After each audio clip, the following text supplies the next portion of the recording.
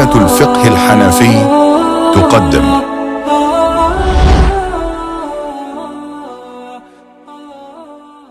Bismillahirrahmanirrahim. Assalamu alaikum wa rahmatullahi wa barakatuh. Welcome to the 9th lesson. I'm going to finish off some discussions from last time regarding the illah, right, from the last lesson. There are some more ways of understanding where we get illah from, right? So we discussed a few as coming directly from the Quran and Sunnah. That's where we're in the middle of, or ijma. So in the Quran and Sunnah, sometimes it's clearly mentioned by Allah subhanahu wa ta'ala or the Prophet sallallahu alaihi wasallam in clear words, or sometimes through letters indicating towards it. Now in other cases, when it comes to hadith, the next one we're talking about is that it's the fourth level, where the narrator, the transmitter of the hadith, in order to put some perspective and give a comment regarding a ruling in the hadith, he'll tell you what the illah is, right? The Rawi tells you what the illah is. The Prophet ﷺ had not mentioned it, right? So, for example,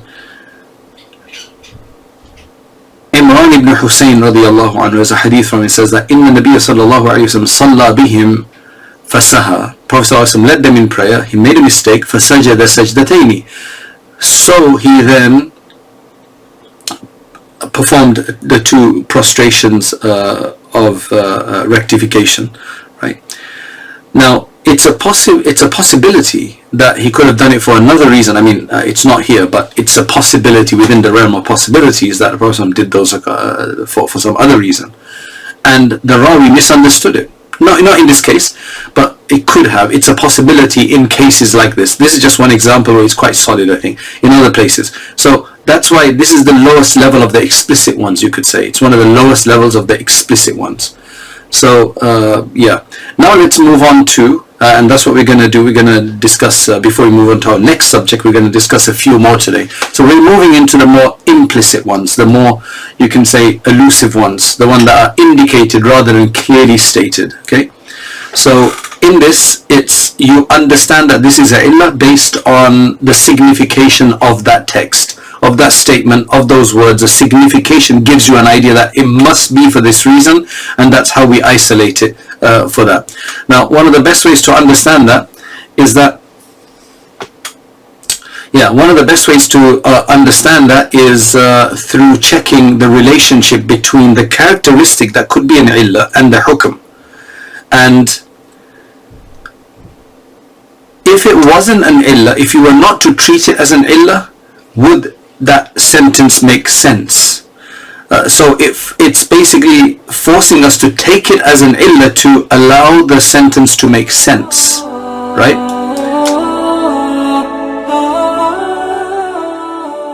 The way to say that if we did not consider that particular characteristic to be present or anything like that, which gives the meaning of it being a reason, then that statement would be far-fetched. It would be kind of more like an absurd or redundant, convoluted statement.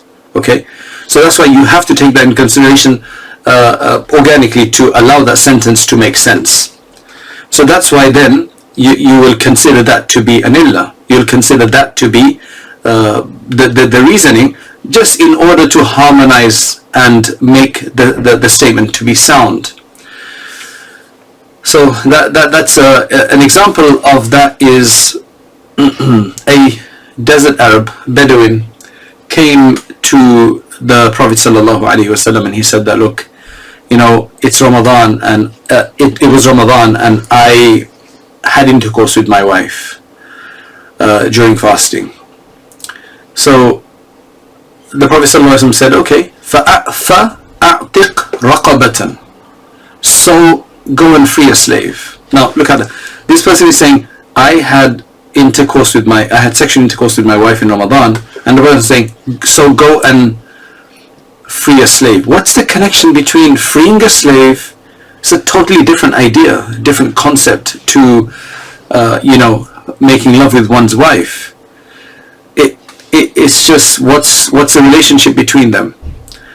So then you understand that the way, that's not a random command. It's actually you're going to have to take into consideration, to make this cohesive and connected.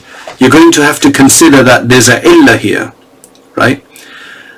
which is that because of you breaking your fast in that way, you're going to have to free a slave. That's the cause of the hukum of freeing a slave. So the Prophet ﷺ is mentioning the freeing of a slave. So it's almost like the Prophet ﷺ just said half the statement and he omitted the first half because it was clear what it was to be understood. Meaning, waqa'ta, you did this act, so now you need to free a slave. So you need to now expiate for it. And the expiation, which is the hukum, the ultimate ruling and effect, it's because of you doing this. So that's how this is, you can say, indicative rather than explicit in the statement. And there could be different characteristics like this. So in this one, yeah, you could see. There's another one where Ibn Abbas radiallahu anhu reports that a person came to the Prophet sallallahu alaihi wasallam and said, Ya Rasulullah. And this is the hadith I mentioned earlier when he said that my mother has passed away, she's left some month fasting in Ramadan that she hasn't done. Should I make them up for her? And then the Prophet ﷺ mentioned that if she had a debt on her, money debt, liability like that, wouldn't you pay back? And he said yes. So then he said, well, this is the right of Allah, the debt of Allah that needs to be. So the Prophet ﷺ is mentioning that debt is a reason, but he didn't say that debt is the reason here. He said debt is the reason in another place. So that's indicated that it's the reason here as well. Otherwise, it would be redundant speech. There'd be no connection between him mentioning. I know this sounds quite obvious though, right? Otherwise, there'd be no reason for the Prophet ﷺ to mention that had she had another type of debt, would you repay it? It's obviously to connect the two, right? But he never said that that's a debt as well. But he indicated, he did not say clearly that fasting is a debt. All right. He alluded to that by mentioning another type of debt, and any person who's listening will understand that. So that's another way. Okay, another way that you can figure out illah is, again, this is in terms of non-direct ways, is let me give an example. The Prophet ﷺ said, none of you should judge between two people. So if you ever made a arbitrator, hey, can you please just help us decide this affair between us, right? So if you're made a judge between two people, Prophet ﷺ said, don't do so while he is angry. If you're in a state of anger, don't be a judge. So clearly, he's not mentioning that because anger will, there's no explicit terms here being used that anger will do X, Y, and Z to you, but it's understood. People know, they have a reference to anger and its unbalancing nature, right? Anger is very unbalancing, it creates a great imbalance in a person. So I guess it relies on the fact that people know what anger does. So he said, okay, don't do it while you're angry, which means that anger is a cause for you to not adjudicate at that point in time. So that's obviously a conducive idea to that which is in people's minds, so sometimes it's used like that. Another way that it's used is when it's a distinguishing factor. So a hukum is given on two things, and then there's a point made, a factor is mentioned, a characteristic of some sort is mentioned, why to show why this is different to this, which shows that this is actually an illah for this reason. Right. Again, the Prophet ﷺ said, لِلْفَارِسِ سَهْمَانِ وَلِلْرَاجِلِ سَهْمٌ. For the horsemen in a battle, they get 2 shares. They get 2 portions. Essentially double of that. And then for the person on foot who doesn't have a horse with them, he only gets 1 share. So essentially the horseman gets 2 shares, one for himself, one for the horse. Now, the Prophet ﷺ is mentioning 2 hukums. He's not mentioning the reasoning. He's not mentioning clearly the reasoning, is he? He's mentioning that the infantry, the person on horseback gets 2 and the one on foot gets 1, right? Now, what is the differentiating factor here? The distinguishing factor. The distinguishing factor is that this guy has a mount to ride on, right? He's got a vehicle. He's got a means of conveyance. And that literally shows that is the illah for the additional share. So they're very organic, very intuitive sometimes. A lot of these are, I mean, they're not always that intuitive. This one obviously makes sense. Like somebody else, like, why did you get two? Well, I had a horse as well. That's why the Prophet ﷺ said so. Nobody's going to argue with that, right? To say that's unfair. No, I've got more investment in here because, and I've got a horse, so I can do a lot more with that. And that's quite clear. It's quite intuitive, right? People can understand that. But illas are not always intuitive, that's the thing. And it requires a good jurist to understand this. I guess this one, many more people would understand the difference between the two. But there's some ilal, plural of illah, that are very difficult for most people to figure it out. Unless you've got a kind of a low degree, you'd really insight. You need that kind of a insight into figuring these things out, along with going with all of the conditions. So, another one. Let's mention a few more. The Prophet ﷺ said regarding inheritance that al-qatil la yarith. So if one of the children is the murderer of the father or the mother who they're supposed to get inheritance from, they will not get inheritance. So that's like a punishment, that if the cause of the death is you, then you don't get inheritance. Now that's what the Prophet ﷺ mentioned, but what do you understand from there?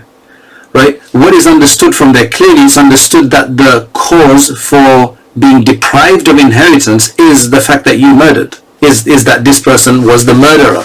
Right? Again, I think that one is quite clear as well. That one is quite intuitive as well. Sometimes it is there is an end, a target mentioned, an end, a goal mentioned, and that is what distinguishes the factor, and that's what makes it an illah. Again, easier for an example, لا تقربوهن حتى يطهرن. There's a prohibition of a person having intercourse with their wife in a state of impurity, when the wives are in a state of impurity. So he said, don't get close to them until they become pure. So that there's a prohibition of being close because of, and there's no discussion of impurity, there's a discussion of purity here, that until they become pure, like at least in the wording. But obviously it means that until they become pure, that means that they're impure right now, they're in their menstruation, for example, right? So again, these are very intuitive. A lot of them are intuitive. So the reason of intercourse not being penetrative intercourse not being permitted here is the fact that there's impurity at that point. So once that finishes, the menstruation is over, the postnatal bleeding is over, then it's fine. Okay, another one is, I've lost count of these, but just to give you ideas of the different types. Another way is that when there's a statement made and then there is an exception expressed, exception made, so something is excluded, then there's a distinctive factor within that exclusion which shows you that that must be the illah. So فَنِصْفُ مَا فَرَضْتُمْ, this is talking about dowry in certain cases, then you're still going to have to pay half of what you had appointed, right? What you had stipulated and what you had agreed. You still have to pay half. So half is forgiven, half is إِلَّا أَن يَعْفُونَ, unless they forgive. Unless she pardons it, they pardon it. That gives an indication that pardoning would be a reason for the whole dowry to be cancelled and to be waived. Otherwise, if they don't do that, if they don't forgive you, then you still have to pay half the dowry in that particular scenario. So you see, illa, except if, unless if, that shows you that is indicating towards a reason for why it would be different. So again, that's I think that one is kind of intuitive as well.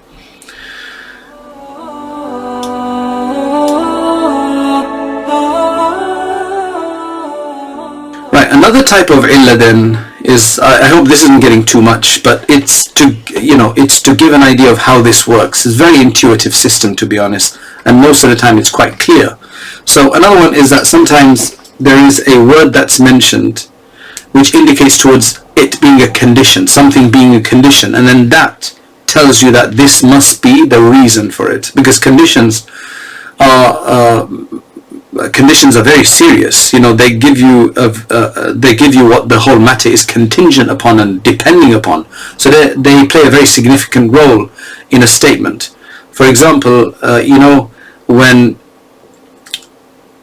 the Prophet ﷺ, I quoted the hadith before. The Prophet ﷺ mentioned several products, the 6 products, and then the Prophet ﷺ said that when they are sold like for like, meaning when they're sold dates for dates, or salt for salt, or gold for gold, when they're sold with the same category, exchange for one another, then he said that they must be مثلا بمثل سواء بسواء, which means that they must be exactly the same amount on both sides, so you can't have 1 kilo for 2.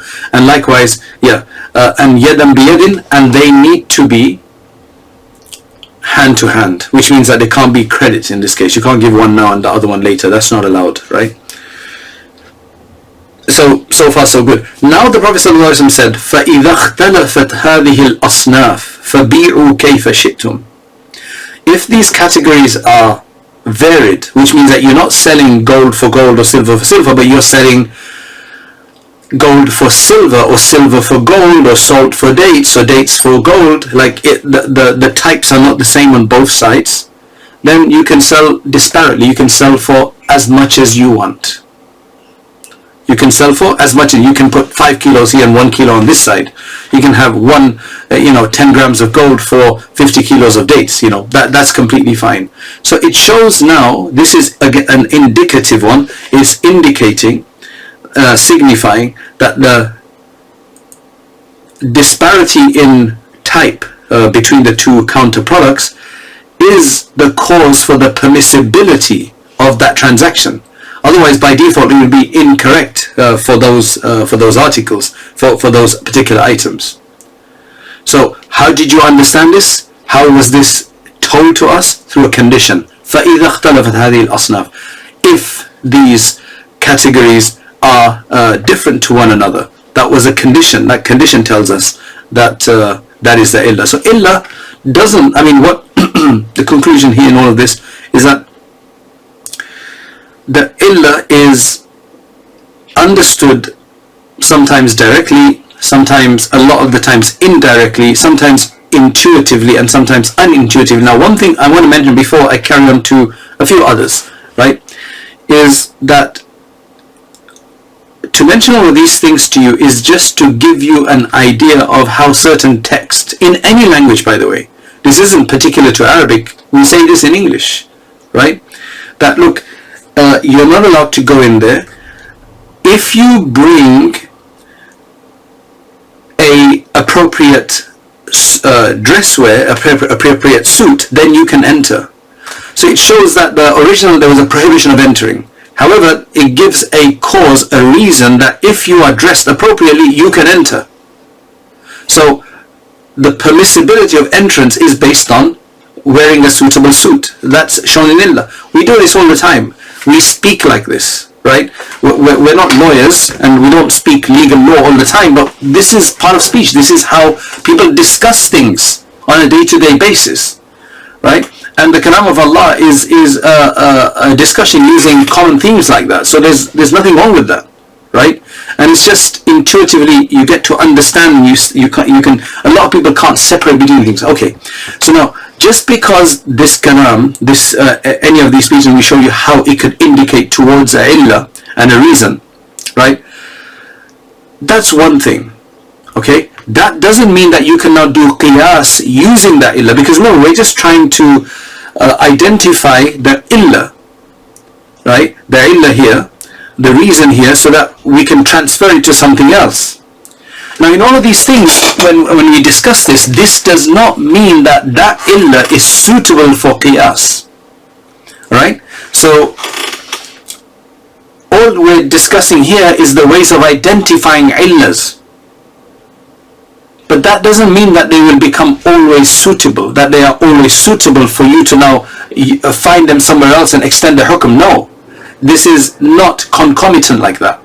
So not all illahs, solid illahs can be used for qiyas. There's a whole different methodology and principles to basically provide an understanding of that, of when they can be used and when they can't be used. So all of this discussion is just about identifying the illah, not that they are then absolutely 100% always suitable for finding elsewhere and then transferring and extending the hukm for that reason,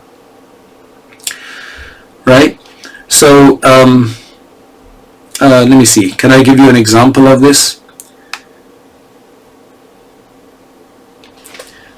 When the Prophet ﷺ told that particular Bedouin who had sexual intercourse with his wife during fast, when he said that's what I did, so I committed this action, so the Prophet said that you need to go and free a slave. Now clearly it looks like that is the reason, right? But was that the reason, and can you use that elsewhere? Because it could be that the actual illah there, right?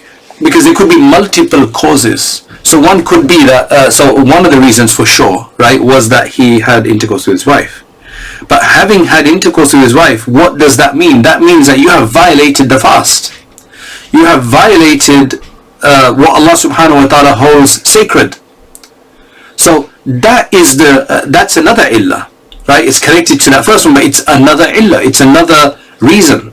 So there could be multiple illahs for a particular hukum, and they don't all have to be the factor. So while they're all illahs for sure, but you can't use all of them elsewhere. So maybe the illah here is hadku hurmati sawm, which means to violate the inviolability, the sacredness of a fast. That is the actual reason provided here, because the Prophet ﷺ didn't clearly state what was the reason. We're just assuming that these are the different reasons, so one of them is what it is. So there's a whole science, a whole methodology of how to use a illah. So they're not all suitable for qiyas, remember that as well. Now, I'm going to mention another type. So actually, just one more clarification regarding this particular narration about this Bedouin. So you see, the other way of looking at this particular statement is that it doesn't have to show illah, that it's because you had sex with your wife and that's why you have to do that. It could also be for other reasons, right? Which I already explained to you, right? So it could be, it could be either for because of the act itself, or because what it led to, which is violating something Allah subhanahu wa ta'ala has made inviolable. Okay, let's move on to the next one, right? Let's move on to another one, and hopefully this is not too much for you, but another one is, this one I'll have to explain in a bit more detail. It's a bit more complicated. Let's see, how do I explain this to you? This is where the statement, it's kind of more of congruency. That's what we're discussing here, that it's more where it has to be congruent. That's what we're going to discuss, where the kalam would not be congruent if you did not take something as an illah. So let me explain this in different words. What this is that the illah that you have isolated, so one is you have to find the illah, right? And then to see whether it's going to work or not, there's some additional conditions it has to meet. So there's two conditions. Number one, this is, when you look into the books of usul, they will describe this as, it's really complicated sense, but it's actually quite simple in sense. Number one, that wasf needs to have salah. It needs to be capable of being a illah, right? And that is done through munasabah and muwafaqa. So it has to be congruent, and there has to be a precedence, right? So let's put it that way. When you make something an illah of the other, even if you know, as strongly as you think it's an illah, it better be congruent. It better not be far-fetched. So you can't insist that this is the illah of this and it's kind of far-fetched. It does not make sense. There's no congruency between them, right? There's no harmony between them. There's no synchronicity between them. There's no relationship between them. So it has to make sense, because this is a rational exercise to make it, you know, to make it easy. So that's very important to understand that. So to complete this discussion for today, we were discussing that this illah, it better be congruent, it better make sense, it better not be far-fetched, and it better have some kind of harmony with it. So that's one thing. And the other thing that I'll give you a quick example, right? It mentions that, let's just say that there are two Christians who are married together, and one of them becomes Muslim. Okay, one of them becomes Muslim. Now there's a whole procedure, but eventually what happens is that if the other one refuses to also become Muslim, then we're going to say that their relationship has broken, and their marriage will be separated, right? So they won't be married anymore. So what is the illah of that? What is the cause of the breakup of their marriage? So there's two ways of looking at it. One is that, is it because the one became Muslim, so becoming a Muslim is a cause of your breakup?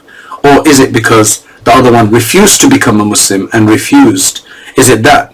So you're going to have to decide which one, because both of them could be reasons, right, on the face of it.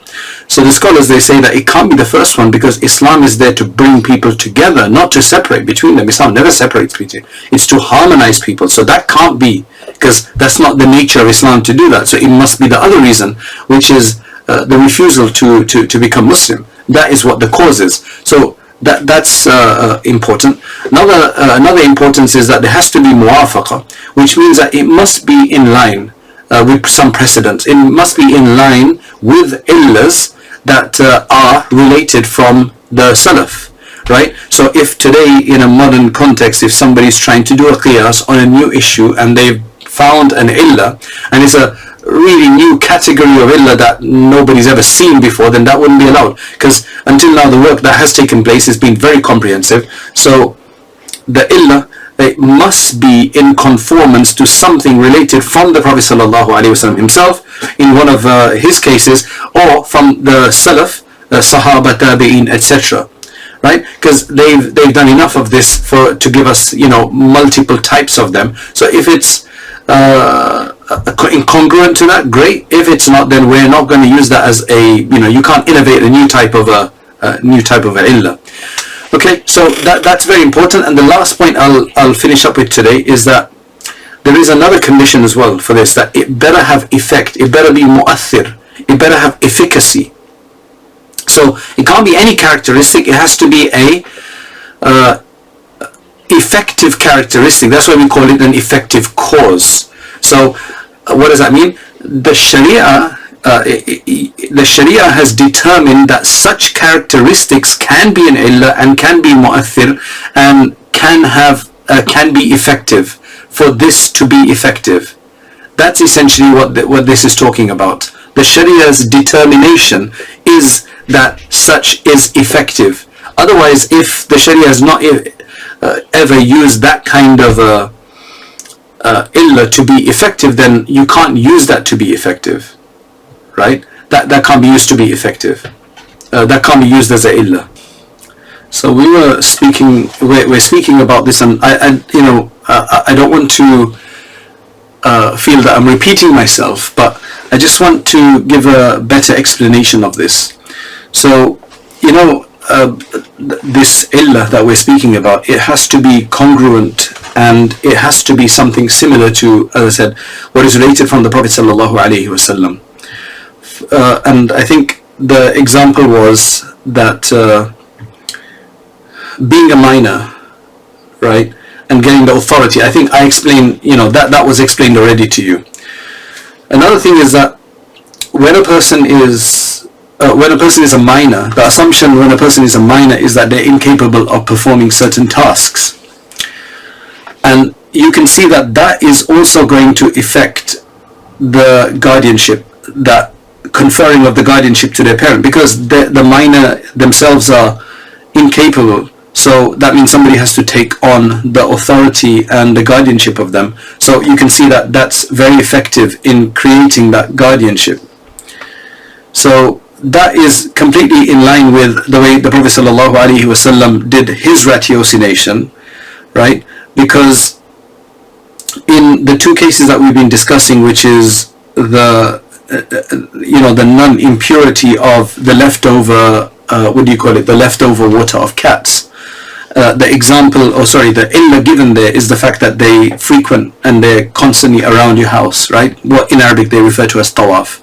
And when it comes to the minor, it's because of ajiz, which means incapability to, to take care of their own interests. So both of these, even though they're different, right? If you look at the nature of them, though, they're both the same, but they're very different things. One is incapability, the other one is a frequency of them being around you, which is creating a difficulty. So even though they're the same, but they're actually, even though they're both different in terms of their detail and their nature, in terms of the overall category of them, they're both the same, right? Which is durura, which is necessity. So there's a necessity in the case of the cat being always around, and there's a necessity in the case of the minor not being able to fend for themselves and make decisions for themselves, so the needing the guardianship. So there is durura, right, which basically means there is need. Need is an aspect, or need is what is bringing the two together, which is the common factor between them. So in one case the hukm becomes guardianship, in the other case it becomes purity, that it's no longer going to be considered pure, even though the cat's meat is impure, so the saliva should have been impure according to the default understanding in these cases, but it's not, right? What's changed it is the fact of darura, of necessity. So even though they're both different in terms of the exact detail, in terms of darura aspect, need aspect, they're both in the same category. So, and so that means that the Sharia has actually taken into consideration darura to provide a ruling that will get rid of that necessity. So that's how you can see that the Sharia has, whenever the Sharia has provided something like that, we know that if you find anything else within the same nature of removing a darura, then that could also qualify as an illa, as a proper illa. Right, now moving on to the next one, which I alluded to earlier, I just want to give you a bit more detail about that, which is they refer to it as adalatul wasf, which means the uprightness, or you can say the balance or the fairness of that characteristic which you're going to use as an illa. I mean, some of these terms don't sound very intuitive to me, but what that means is that they are known to be an effective cause, which I described above, right? Which I already explained to you. So I'm going to give you some more details about that quickly. What that means is that that particular characteristics has been known in the Sharia, has been designated somewhere else, in another case, for example, to have an effect. So to provide a hukm, right? A hukm is hinged on it somewhere else. So again, with an example, now that could be either in ijma, it could be in Quran, it could be in the Sunnah. It doesn't matter. It's anywhere of this, and you can use it. Now this is this plays out in 4 different ways. Okay, and these sound a bit complicated, but they're not that complicated, to be honest. One is that the hukm you're trying to establish, the characteristic that you have by which you're trying to establish a hukm, that characteristic you've isolated better have a precedence of having effect, right, in a similar kind of case. So the Sharia has already used that type of a characteristic somewhere else. Now, as I said, that can be done in 4 ways. So either that specific characteristic has been used in the Sharia to provide an identical hukm. Okay, now that's very intuitive, that makes sense. So essentially then, between the case that you're saying that has precedence already and this one, it's going to have to be very, very similar. For example, we already discussed with you that when it comes to the ribawi products, we had decided that the characteristic illa there was kayn and jins, or you can say the volumetric measure, and then having the being exchanged for the same kind of jins, right? Same kind of genus, same kind of category and type of product. And what is the hukum of that? The hukum of that we said there is that there's going to be riba in that case, if it's done in a certain way, like dates for dates. So now, what we're going to say is that, let's just say that you're trying to sell something else, like sand for sand, right? Limestone for limestone, which are weighed products, for example, or volumetrically measured products. In this case, it'd probably be by volume, like this many sacks, or by weight, this many kilograms or tons or whatever. Now, do you see any similarity in terms of the effective cause? Obviously, the products are completely different, but do you see any similarity in terms of the effective cause? The effective cause here is that it's volumetrically measured or a weighed product. So that the Sharia has already used that somewhere else. The hukum also is riba, and here we're trying to establish riba as well. So it's exactly the same, it's identical, except that the products are different. So here we already have a precedence of that specific characteristic of being a volumetrically measured product, that being sold or exchanged for the like product. So that illah is exact as what we have, what the Sharia has said, and the hukum, which is riba, is exact as well. So you can see such a direct analogy in this case. So likewise, if you say that when it comes to the case of the cat again, right? We keep bringing up that case of the cat, right? That again has, it's got a similar kind of case there. Any other animal, because the cat is a frequent visitor in the house and it could put its mouth in something, that's considered the characteristic, which is the effective cause, and the hukum is that their leftover water should be pure and not polluted. So likewise, anything else that's in the house, like snakes and mice and so on, should actually be the same, because they have the same illah, is that they're frequently in the house as well, and we're giving the same thing, we're giving the same hukum to it, which is that their water should also not be impure. You can see a direct correlation and a direct identical kind of match up in there. I'm going to mention quickly some of the other ones in that case, where again you've got that same cause, right? Identical looking cause, but the hukum in this case is different, but is still connected by being of the same type of hukum, though it's not the identical hukum as it was in the previous case, right? So that's another option here.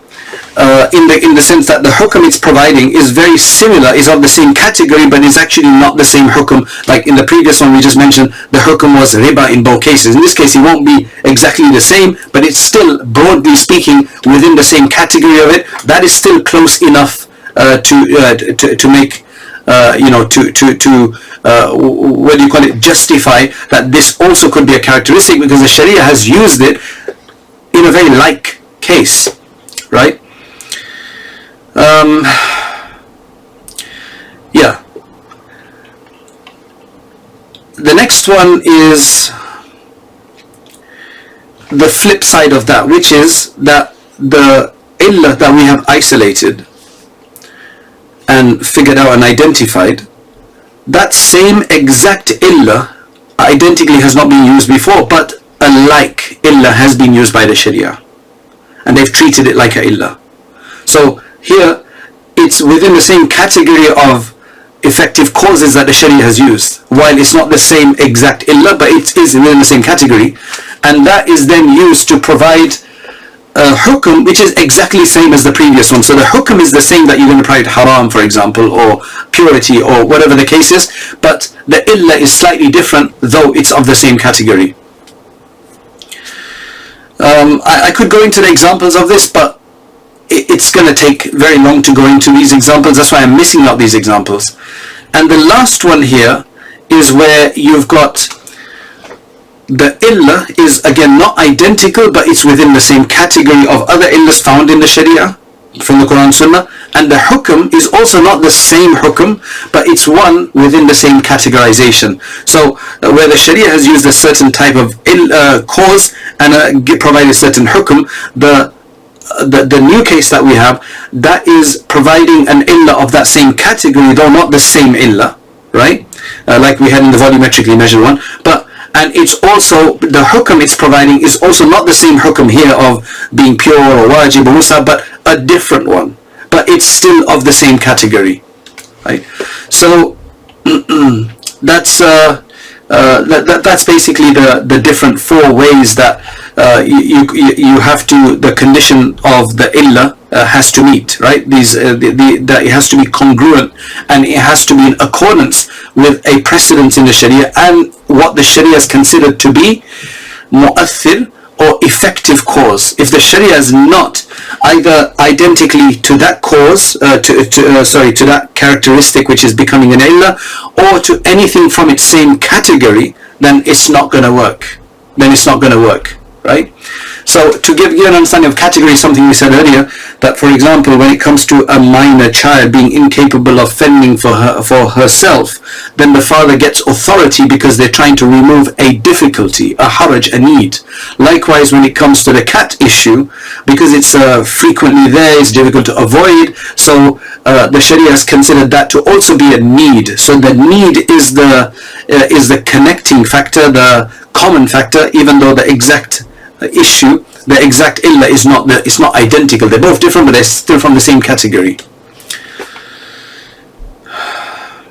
And also the other thing is that the purity in the case of the cat's water, and guardianship in the case of that, they are from the same category, though they're not in, which is the removal of a need, right? Though they're not the exact same hukm. Right? So hopefully that will clinch it for us, inshallah, and we'll see you inshallah in the next lesson. Assalamu alaikum. Keep us in your du'as. Barakallahu feekum. Assalamu alaikum wa rahmatullahi wa barakatuh.